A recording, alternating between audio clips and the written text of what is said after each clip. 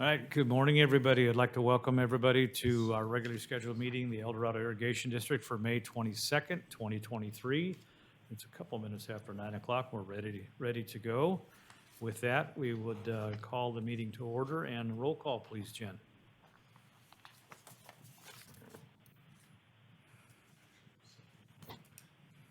Directors Veerkamp and Zini and Day present.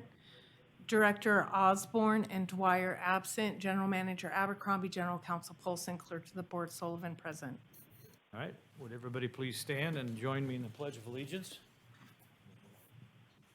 Ready, salute. I pledge allegiance to the flag of the United States of America and to the republic for which it stands, one nation, under God, indivisible, with liberty and justice for all. A moment of silence.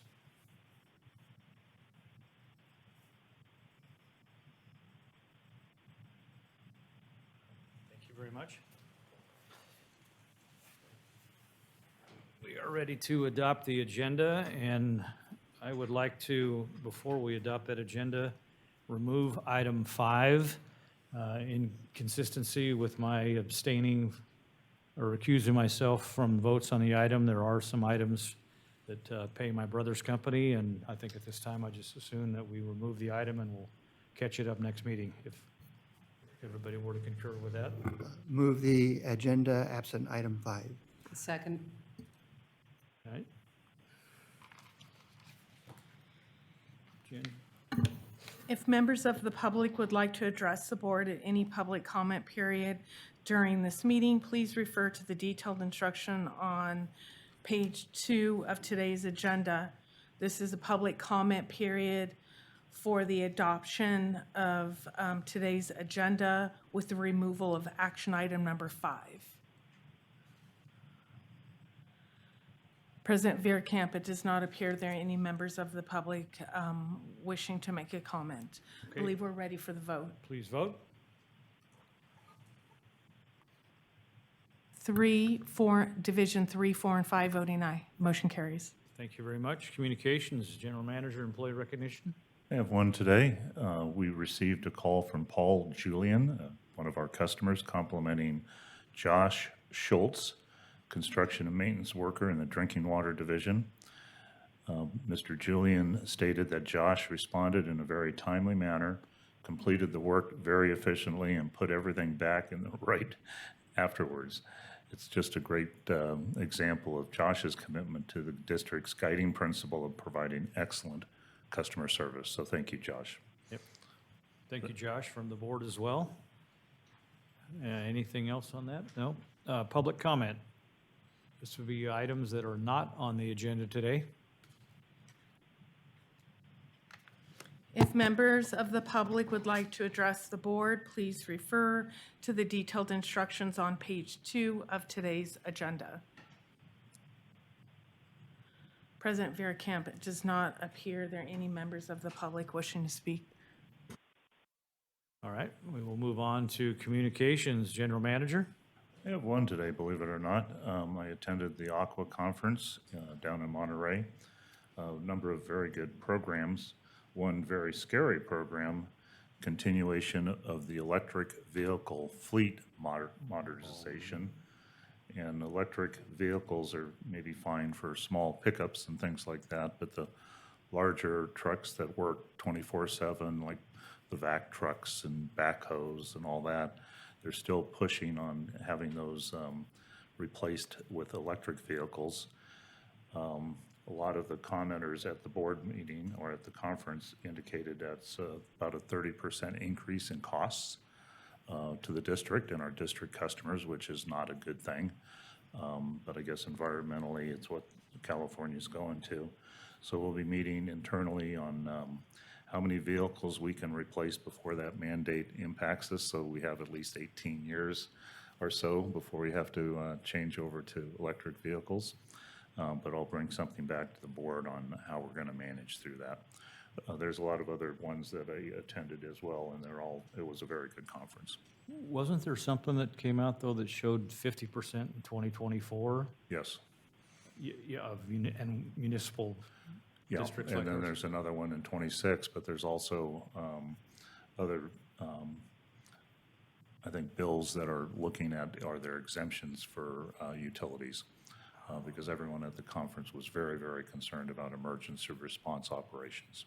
Yeah, rightly so. Rightly so. And that concludes my comments.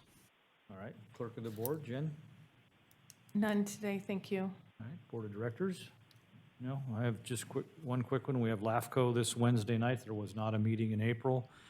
It's an early start at 5 PM. We'll be getting an update on the El Dorado Hills Incorporation, which at least the last thing I read, sounds like it's sort of dead, but anyway, we'll see. We'll see what gets presented to us. And then also an update from the Fire Chiefs Association on a potential fire summit coming up for discussion around annexations, consolidations. That's it for communications. We're ready for the approval of the consent calendar. Anything to be removed? So moved. All right, got a motion. Do we have a second? Second. Motion and a second. Any public input from the audience? No? Jen from online? If members of the public would like to address the board on the approval of today's consent calendar, please refer to the detailed instructions on page 2 of today's agenda.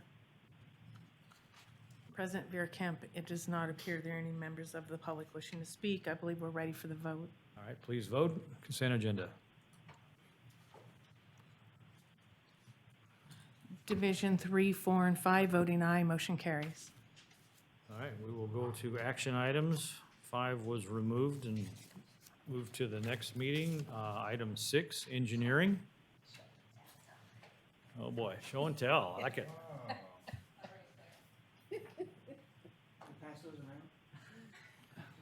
She's got gloves up there. It looked like it. Yeah.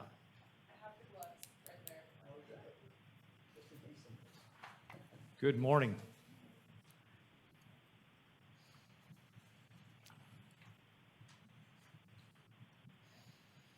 My name is Katie Longchamp. I'm an associate engineer here at the district, and I'm here to talk about the Bass Lake Tank Number 2 rafter replacement and roof rehabilitation project contract amendment.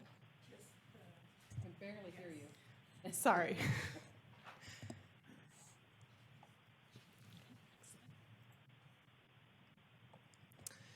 So back in November of last year, the board adopted the 2023-2027 capital improvement plan, subject to available funding. This project was not included in that because it was not foreseen at the time of the CIP. Also in December of last year, the board adopted the 2023-2024 operating budget, and it did include funding for the Bass Lake Tank Recoding project. So in January of this year, the board awarded contracts to Cal Sierra and MCS Inspection for the Bass Lake Tank Recoding project, which was for the recoding of the exterior of tank number 1 and the interior and exterior of tank number 2. And then in February of this year, the board received an overview regarding the condition of the district's storage reservoirs and tanks. So in mid-February, the contractor mobilized to the site and found that there was significant corrosion within the vapor space of the tank. The vapor space is the portion of the tank above the water line. It is a moist environment and is conducive to corrosion. Due to the extensive corrosion and metal loss, structural replacement and rehabilitation was required. Next slide. So we found stratification of the rafters, presence of tubercles and blisters, as well as debris on the ground, mostly around the center of the tank.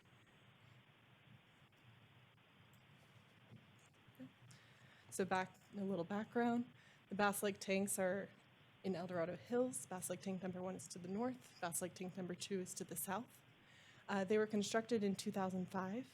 They are 4.1 million gallons each, and in 2018-2019, Bass Lake tank number 1 had its internal coating replaced. These represent a major water transmission hub in delivering eastern water supplies to both Cameron Park and El Dorado Hills. How is the coating holding up on tank number 1? The interior looks fantastic.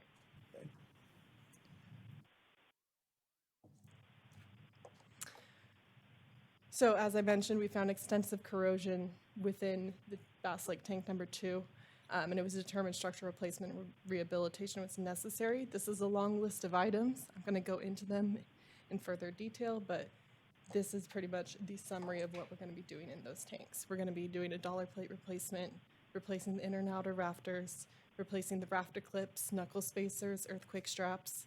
We'll be replacing the roof vent, doing some rehabilitation of the girders, as well as rehabilitating the roof plate. Next slide.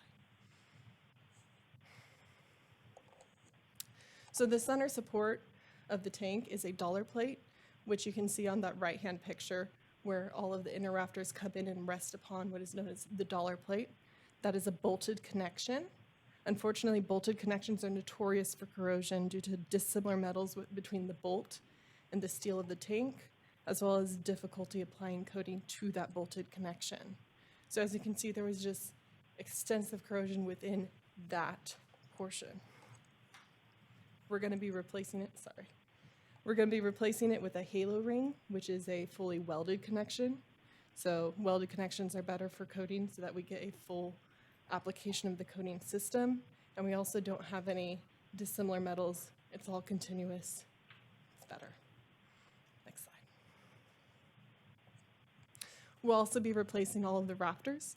We have 36 inner rafters and 72 outer rafters. The inner rafters rest on the dollar plate and go out to where the girders are. The girders have both the inner and outer rafters rested on them, and they hold up the roof plate. We found stratification of the rafters. So you can see that on the bottom left picture where the rafter is falling apart. And we also have pieces of rafters up here where I literally could go pull it off the top of the rafter. Not good. So one of the reasons why this was occurring is because when this tank was built in 2005, the rafters were not wedged. So what you can see on that top left picture is the actual original red primer on the roof plate. And we also found that visible on the rafters top flange as well. So once we blasted that, where we saw the corrosion in original red, you can see that on that bottom left, we actually had pitting of the metal, which is metal loss due to corrosion. And then on the right, I included a picture of what proper wedging looks like. That is what a wedge is. That is what you're supposed to do when coating the tank to ensure full coating application.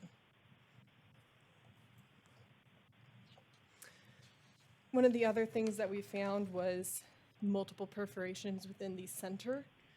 So once we got in there, found the corrosion, we started doing some inspection blasting. As we started to inspection blast, we actually were poking holes into the roof plate, so we have a couple holes there pointing to them.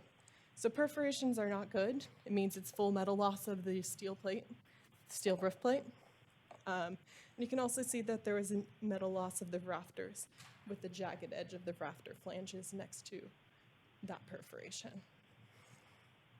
So in the center, we found about 3 perforations. Unfortunately, we weren't able to continue with the inspection blasting due to the amount of metal loss we were seeing on the rafters. So we held back, but we expect to find even more perforations.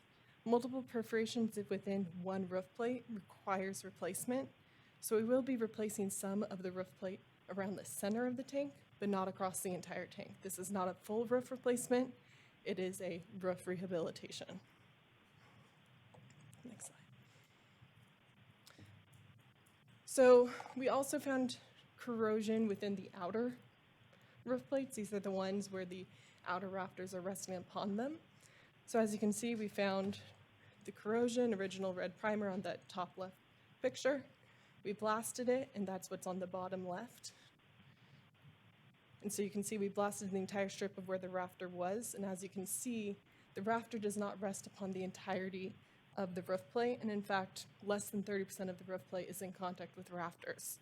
When we blasted it on the right there, you can see again the pitting and the corrosion metal loss. However, because it's not the entirety of the roof plate, it's limited to areas, we can just resurface these and keep them in place, get the full life out of the tank.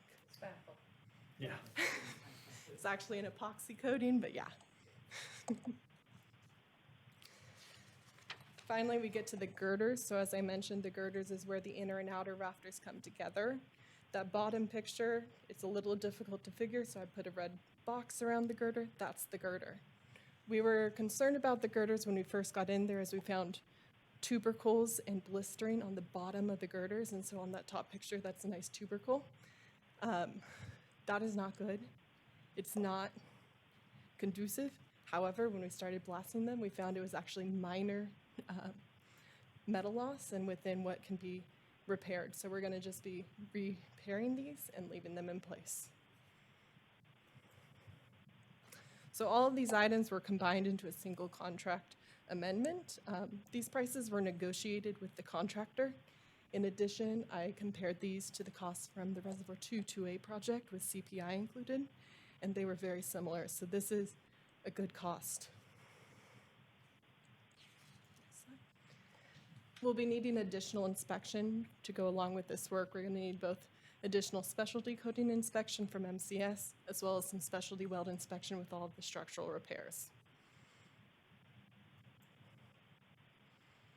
So the funding requirements all come together with the contract amendment with Cal Sierra, contract amendment with MCS inspection, specialty weld inspection, capitalized labor, and a contingency to $951,973. So as I mentioned, this project was not included in the 2023-2027 CIP, as it was not anticipated at the time of the CIP. However, we will review the current CIP and shift projects as needed to meet budget requirements. So currently, the district performs dive inspections of drinking water tanks every 5 years. This plays into how we determine what tanks are up next for a recoating. The Bass Lake tank number 2 was last dove in March of 2019, and although there was corrosion present, it was not to the extent that we found when we got into the tank in February. For that reason, we did not foresee there being any structural repairs, in addition to having performed the recoating of tank number 1 in 2019 as well, and not finding any structural repairs during that. The district will be considering adding tank floats during our design process and other ways that we can try and determine what's the actual structural integrity of the tanks before we get into them to try and keep this from happening again. So board options. Option 1, award contract amendments to Cal Sierra Construction Incorporated in the not-to-exceed amount of $754,816 for rafter replacement and roof rehabilitation, and MCS Inspection Group in the not-to-exceed amount of $69,677 for specialty coating inspection, and authorize additional funding of $25,000 for specialty weld inspection, $27,000 for capitalized labor, and $75,480 in contingencies for a total funding request of $951,973 for Bass Lake Tank number 2 rafter replacement and roof rehabilitation project number 23020.01. We recommend option 1. I'll move option 1. Have a question. Is there, turn myself off. Is there a technology like a submersible drone with cameras and such that we could do maybe some visual inspections between the dive inspections, just to kind of see, because it's sudden, a rapid change from 2019 to now. Whereas if we were maybe looking, we would have maybe seen it or sooner. I'm just thinking out loud. So that's where we talked about a tank float, and what we would want to be including with further design contracts is doing a tank float. Although it is limited, a tank float is when you put an NSF-approved raft into the tank and have someone on it. However, where the water level is, even at high water level, it is 7 feet above you is the roof. So it's still difficult to try and get full access to that roof and really get an understanding of its Okay. where it's at. Thank you. All right, we have a motion and a second. Any questions or other discussion? Any public input on this item? Jen, online? If members of the public would like to address the board on action item number 6, option 1, moved by Director Day and seconded by Director Anzini. Now is the time. Please refer to page 2 of today's agenda for instructions. President Vierkamp, it does not appear there are any members of the public wishing to speak on action item number 6. I believe we're ready for the vote. All right, please vote. Division 3, 4, and 5, voting aye, motion carries. All right, thank you very much. Thanks for the show and tell as well. To the scrapyard. I do enjoy it. I do enjoy it.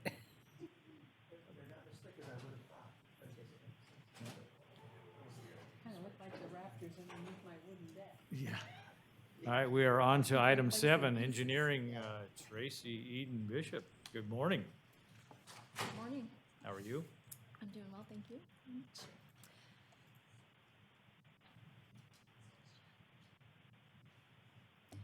Okay, this agenda item is for the construction of modifications to the secondary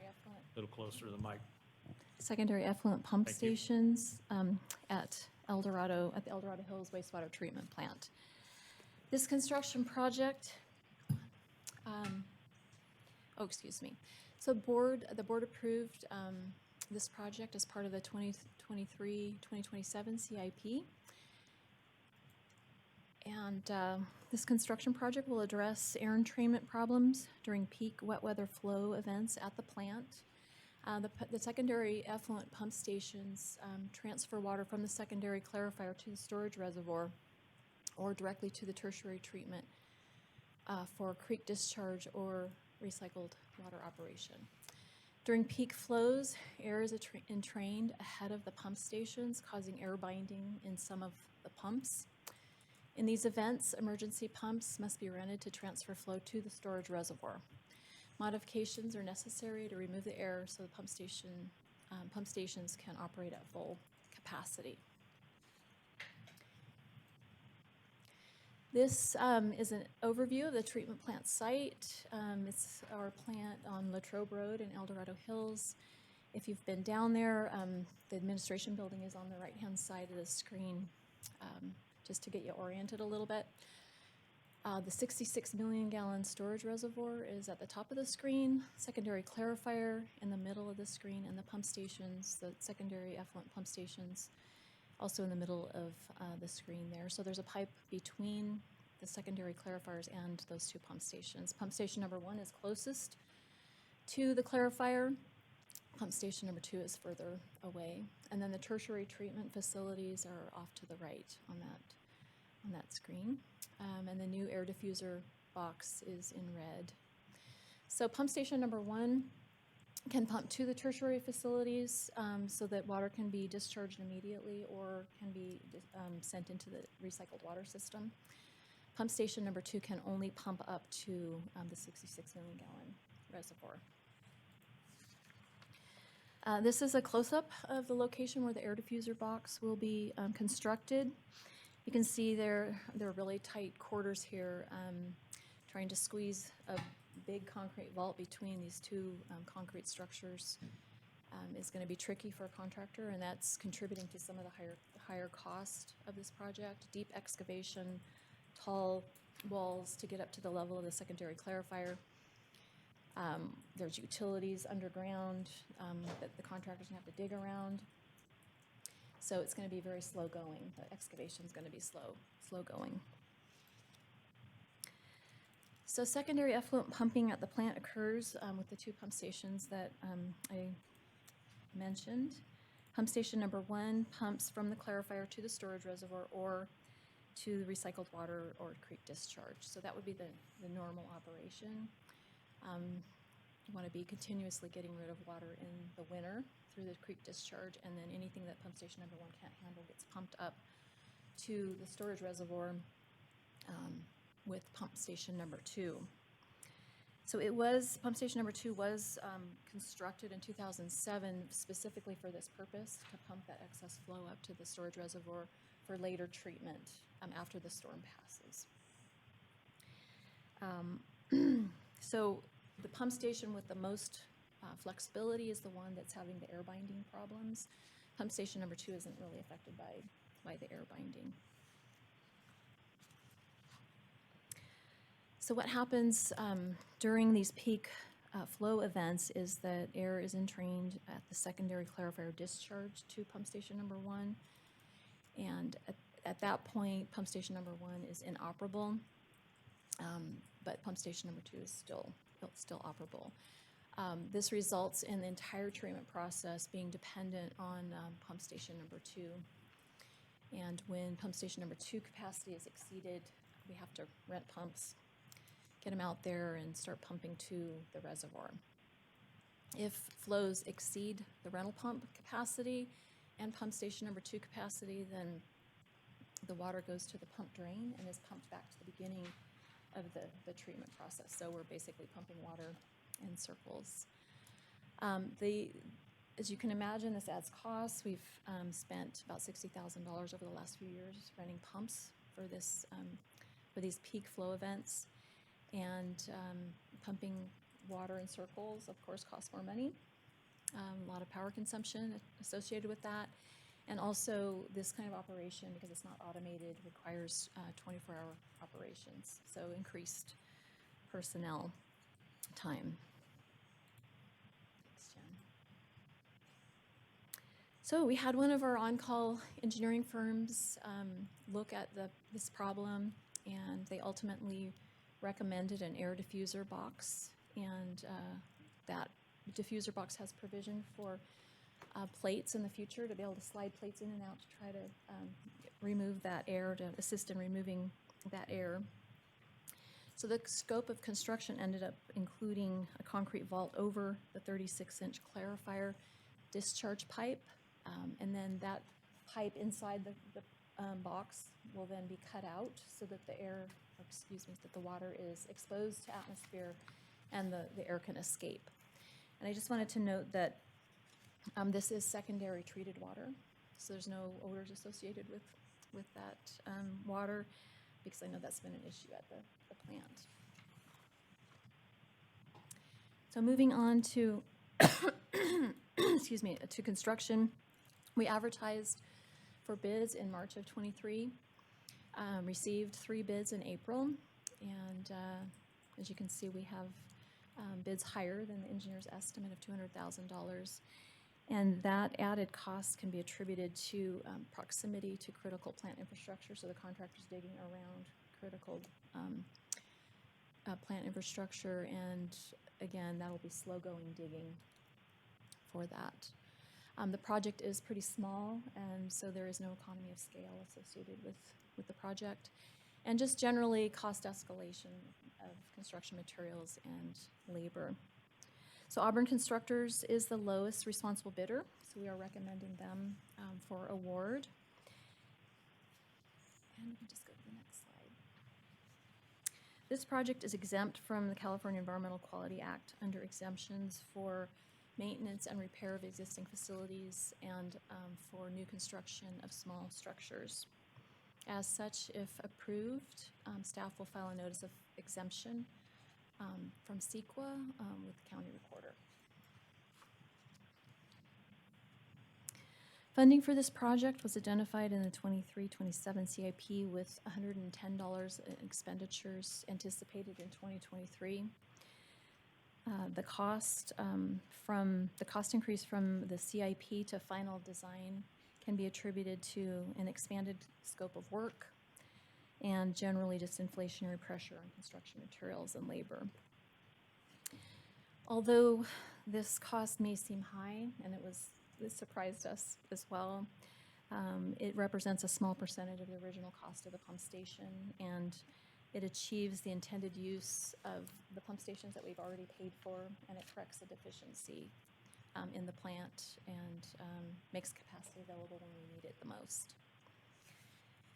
So to cover this higher cost, CIP funding can be shifted from other wastewater projects deferred into later years and projects that come in under budget. We have a project going on right now at the plant that is coming in under budget that should cover the cost, the increased cost for this project.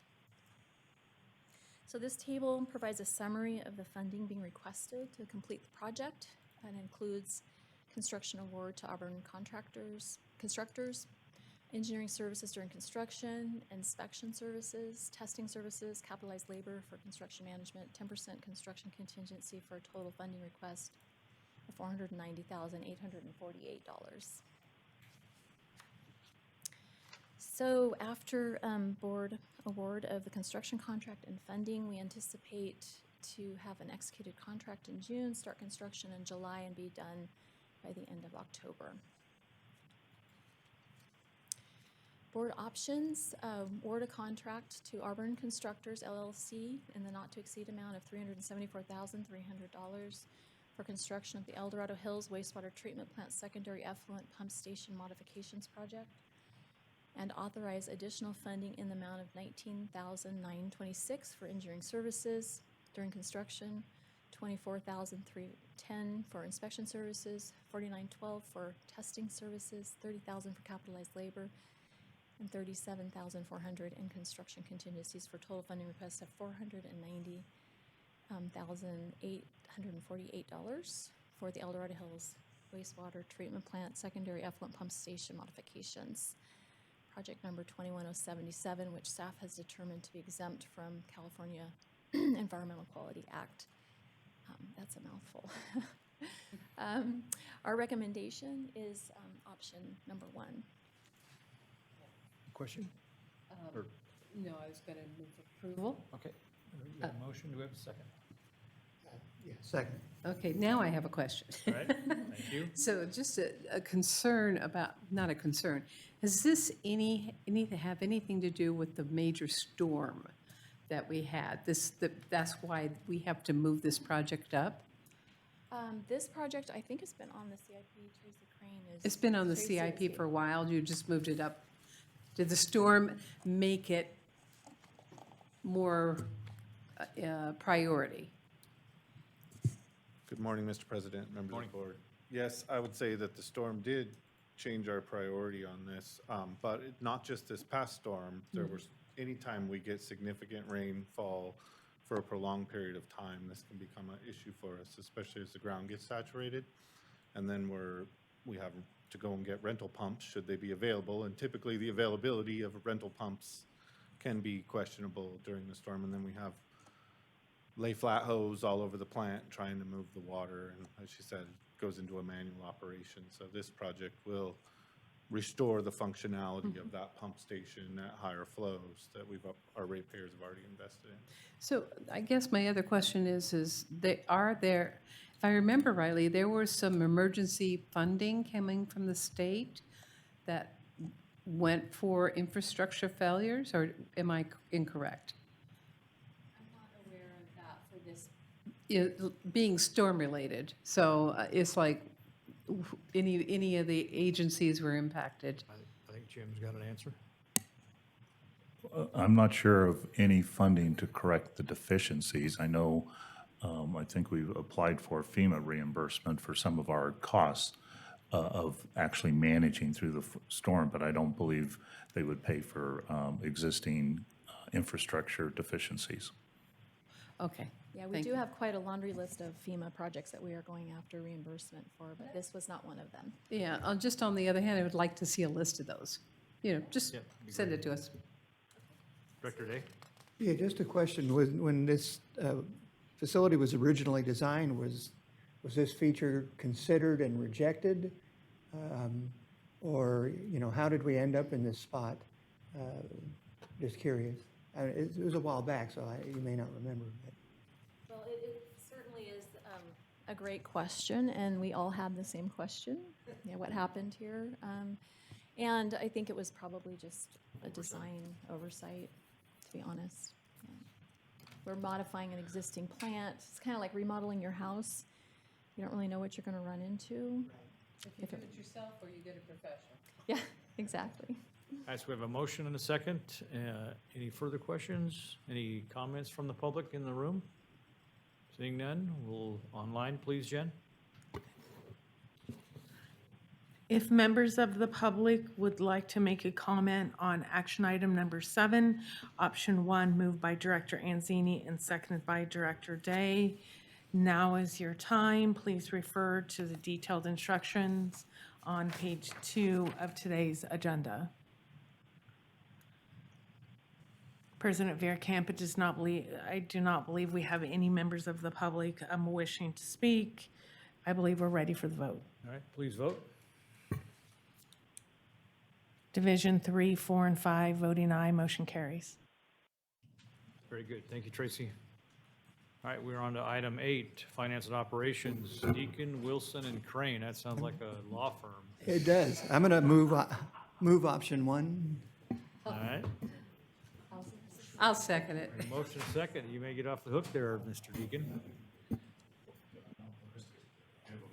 We have a motion and a second. I think there's one clarifying point we'd like to highlight, especially with the press here, is the cost increase associated with the chemicals. Would you comment on that? Yeah, it's significant, especially for the sodium hypochlorite, commonly known as bleach, used in water and wastewater processing. It's amounting to, it's a 90% year-over-year cost increase. 90? 90% unit price-wise, which equates to about $500,000 impact. Just for that one chemical. Sodium hydroxide, commonly known as caustic soda, is not quite as significant of an impact, although we did see an impact during COVID during that period. This year is not quite as bad, but both chemicals really have seen quite an impact over the last few years. So. Yeah, I just wanted to highlight, you see that in construction contracts now, price increases. You see it in energy costs, you see it in chemical costs, and that's one reason we wanted to update the cost of service analysis is the inflation associated with our normal business operations is just very high, and we need to address that. That's one big ouch. Kind of like the state budget. Yeah. All right, so we have a motion and a second. Any further comments or questions? Any in the room? No? Online, Jen? If members of the public would like to address the board on action item number 8, option 1, moved by Director Day and seconded by Director Anzini, now is the time.